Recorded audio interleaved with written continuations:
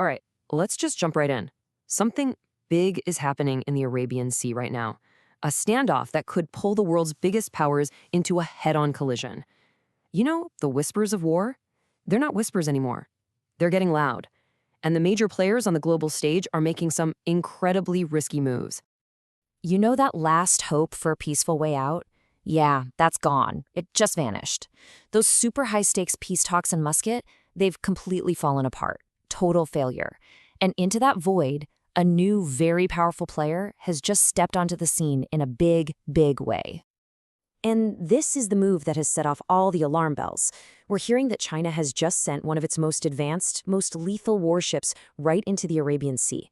And get this, they've parked it dangerously close to a U.S. aircraft carrier, the USS Abraham Lincoln. So let's look at what we're dealing with here, because the difference is huge. On one side, you've got the USS Abraham Lincoln. It's basically a floating fortress, right? Built for air power. But on the other side, you've got this Chinese destroyer, the Nanchang 101. And folks, this is a whole different animal. It's not just some ship. We're talking about one of the most powerful destroyers in the world, a true multi-mission hunter-killer built to take out other ships. And its main feature? Well, that's where the real danger is. Now, to really get why this ship showing up is such a big deal, you have to see the bigger picture. This isn't happening in a vacuum. It's the final piece of a very clear pattern. For the past 6 months, China has been systematically beefing up Iran's military. This isn't random. It's a very deliberate, calculated move. And the support they've been giving, it's been huge. We're talking advanced anti-ship missiles, the kind Iran's already been test firing in the Persian Gulf. We're talking modern air defense systems, and crucially, satellite intelligence, giving Iran eyes in the sky, a direct look at U.S. assets. In fact, that same intel was supposedly used to guide an Iranian drone scarily close to the Abraham Lincoln. Oh, and don't forget those 16 mysterious cargo jets that just showed up in Tehran, probably packed with even more advanced weapons. Okay, so I mentioned that key feature of the Nanchang. Let's talk about that for a second, because you need to understand this to see the threat. We're talking about vertical launch cells, or VLS. So what is that? Just picture a bunch of missile silos built right into the deck of the ship. Each one is preloaded with a missile, ready to go instantly. It's a system built for one thing: overwhelming firepower. It can hit anything, whether it's on land, in the air, or out at sea. So here's the number that really matters: 112. That's it. That's how many missiles the Nanchang has locked, loaded, and ready to fire at any given moment. This thing isn't just a ship. It's a floating arsenal. It can unleash an absolutely devastating wave of long-range hypersonic missiles. And you have to ask yourself, what's the message here? Well, every security expert out there is asking the same thing. And the consensus is pretty clear.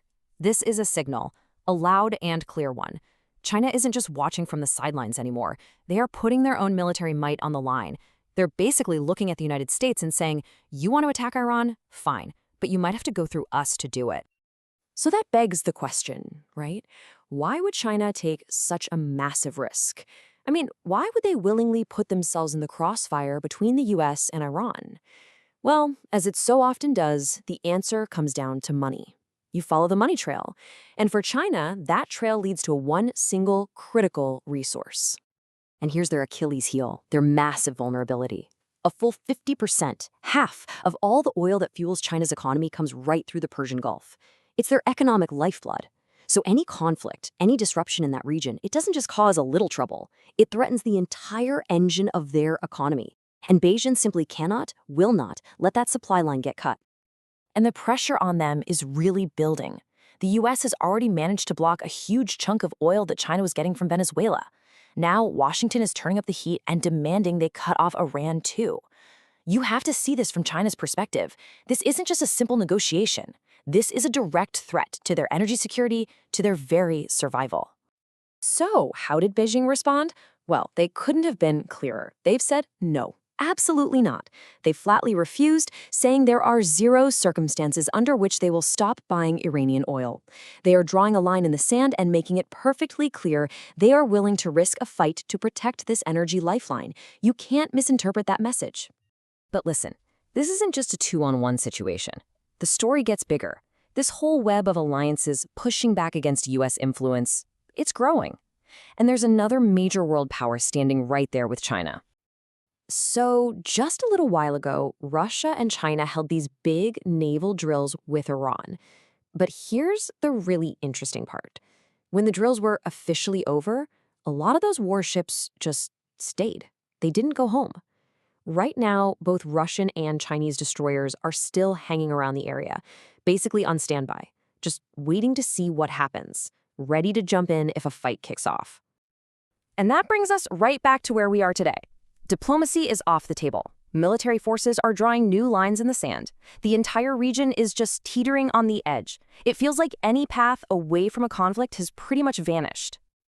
I mean, just look at how fast this all went down. The peace talks collapse. What happens next? The US immediately hits back, not with more talking, but with a heavy-duty 25% tariff on anyone who does business with Iran. And how does China respond to that? By moving its warship into place. You see, it's a domino effect. Each move is a direct response to the one before it, and it's pushing everyone closer and closer to the brink. And honestly, a deal looks pretty much impossible at this point. Why? Because neither side will budge.